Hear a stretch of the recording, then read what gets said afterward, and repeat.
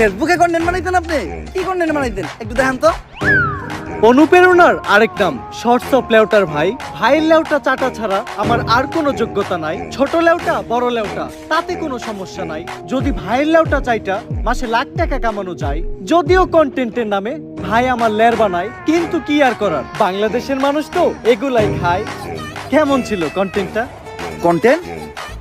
এই থেকে কন্টেন্ট কই? তাইলে আমি এতক্ষণ কি বললাম? এইটা আবার কেমন কন্টেন্ট? এইটাই লেউটার কন্টেন্ট। এই লেউটার কন্টেন্ট মানে কি কোনো ইনকাম টিনকাম হয়? এই লেউটার কন্টেন্ট বানায়া আমার এক মাসের ইনকাম 40 লাখ টাকা। ভাই কোনো মতে কি আমার এই লেউটার কন্টেন্ট বানানো শেখানো যায় না? শোনো, তুমি যদি আমার কাছ থেকে এই লেউটার কন্টেন্ট বানানো শিখতে চাও, তাহলে প্রতিদিন তোমার আমাকে 10,000 টাকা করে পেমেন্ট করতে হবে। কারণ আমি তোমার কাছে আমার টাইম বিক্রি করতেছি। It's call value of time. আসলে আমি একজন এজেন্ট, তো দিনের বেলা ব্যস্ত থাকি।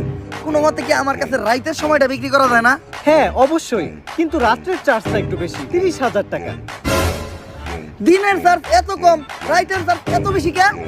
It's call value of back side.